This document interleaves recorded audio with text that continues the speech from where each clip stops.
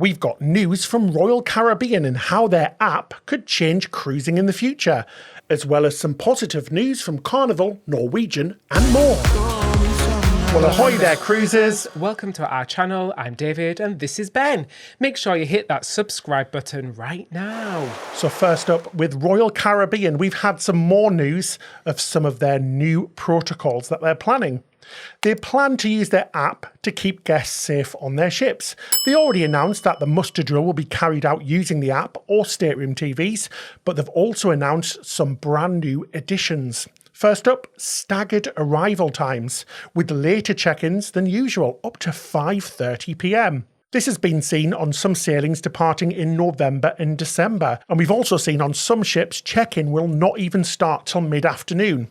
It really depends on the ships though. Larger ships and smaller ships will be different in the way that you can check in, depending on how many staggered times they'll need to board groups of people. This is probably being done because it'll give more time to the crew to be able to clean down and sanitize the ship before new passengers get on. And obviously they're doing staggered arrival times because it'll be making social distancing much easier in ports, especially with the drop-off areas, security and boarding, which as you know can get really busy. Yeah, I mean, staggered arrival times isn't something new. The industry have done this for a long time, but it was very lax. I'm guessing that these arrival times are going to be much more strict than previous. Yeah, I mean, before COVID, check-in was usually complete by early afternoon because you saw ships usually tending to depart around 5 p.m. In addition, Royal Caribbean will also be taking advantage of expedited boarding already found on its app.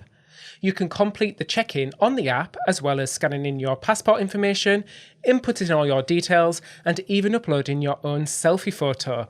This is the security photo that's going to be used on board the ship. This will minimise lines at check-in as you've already completed all the details, allowing you to board straight away. Also seen on the app is a brand new feature to unlock your door on the app. This means you're not going to have to touch your C card as much and doors, something that's already available on Princess Cruises Ocean Medallion enabled ships. We're sure this will only be available on select ships with the technology actually installed. But could this mean the end of cruise cards and everything going to the smart device? Phones can now basically do everything a cruise card can, so we can see Royal Caribbean really pushing this, and instead of the traditional way of checking in and things, you're going to be doing it all on your phone now. Yeah, what do you guys think? Let us know in the comments section below. Would you be happy with all this information on your phone? And obviously it means you're going to have to be carrying your phone around with you on the ship at all times. And to be honest, a lot of the cruise lines, like you said, have already been moving towards this. So I think the situation that we're in at the moment has really just accelerated this development. Stateroom automation is planned too, with the ability to use the app and your smart device to control things like lights, TV, window blinds and aircon, which will also limit the amount of things you need to touch in your cabin, if you like touching things. Again, this is already a thing on cruise lines such as Virgin Voyages. You'll also be able to view your onboard account on your device, meaning there's no more visits to guest relations and there'll be no long lines to wait in either, just to get an update of your bill. And daily planning will primarily take place on the app too. Could this be the end of the paper cruise compass? Which, to be honest, is such a massive waste of paper and printing, especially in a time when we're trying to protect the planet. Think of the millions of planners they must print every year. It's crazy. Yeah, already cruise lines such as Disney removed paper planners from the staterooms, but they are still available at guest services. Royal Caribbean have said that more is planned with the app, so make sure you subscribe to us for the latest updates.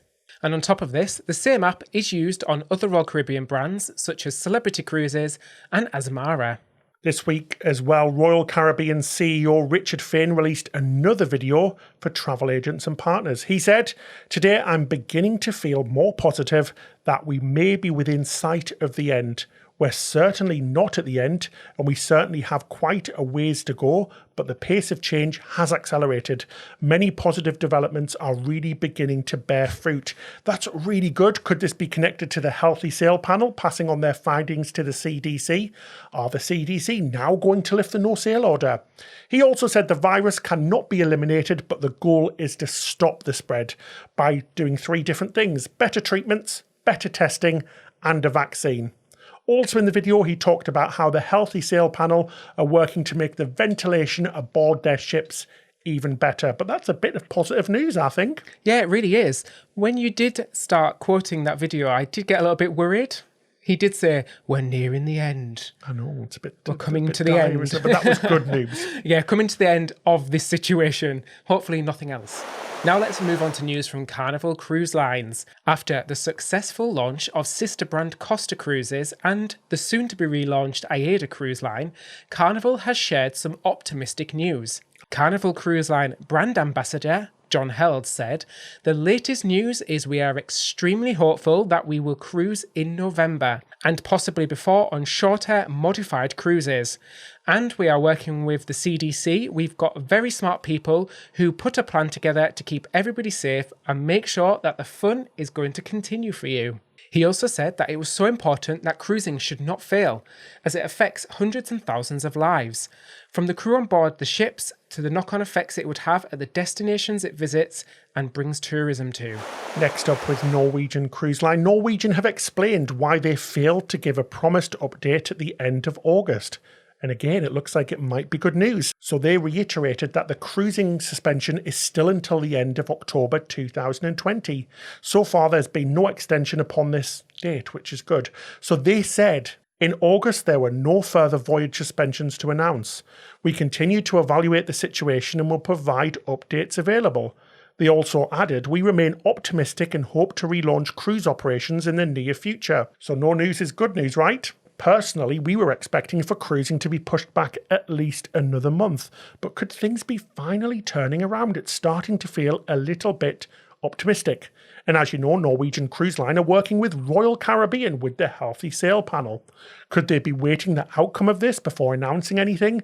We're expecting to hear the results of the panel in late September or maybe early October. And talking about resuming cruising, in some great news, the Italian brand Costa have resumed sailing from Italy.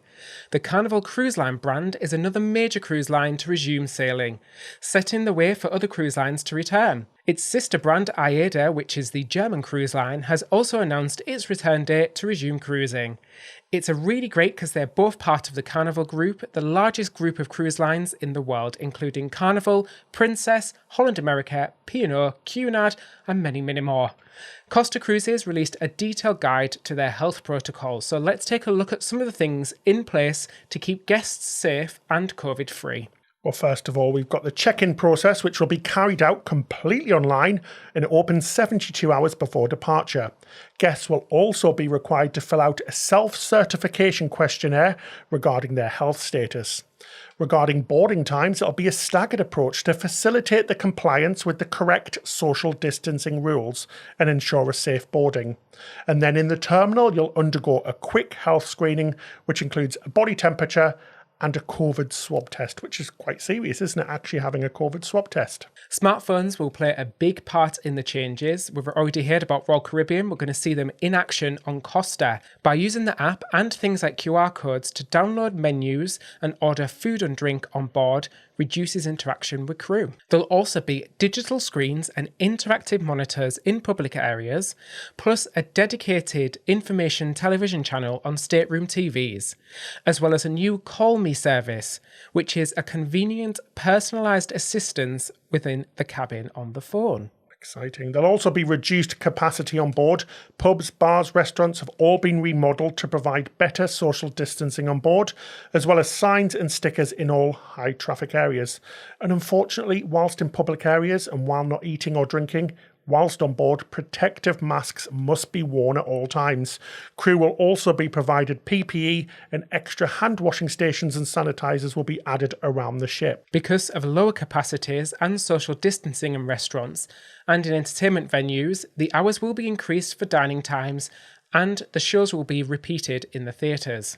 They're also going to be limiting capacity in swimming pools, casinos, spas and gyms. And there's also going to be improved ventilation with new air filters and more cleaning and sanitising. And just like MSC Cruises, if you would like to explore the ports, this will only be possible by purchasing one of Costa Cruises' excursions. You will not be allowed to get off the ship and explore by yourself. Finally, the medical centres will be fully stocked and be prepared for any situation. And in some good news, for the first time in 6 months, we are actually allowed to take a cruise.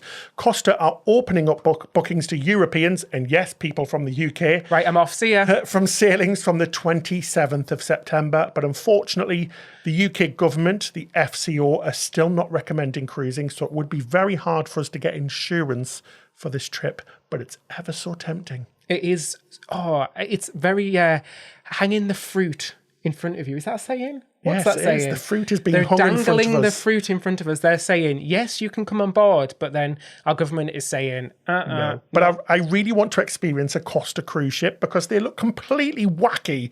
I don't know if you've seen them. They look a little bit like Vegas, but everything's on steroids. It's a little bit crazy. Yeah, there is a Costa Cruise Line documentary somewhere on YouTube, and it looks wild. It looks great. I'd love to try it. Thank you so much for watching this video. We really appreciate it. Please leave a comment below. We love to hear from you, as well as please consider hitting that subscribe button. It really helps us out, and we've got so much fabulous content on the way, especially when we start cruising. Go on, watching you. Hit it. Hit it. And a big thank you to all our patrons for your support. We genuinely do thank you for your support. You can find out more about becoming a patron in the link in the description below. The cruise captain of the week this week is Michael. So ahoy, Michael. That's it. Till next time. Happy cruising.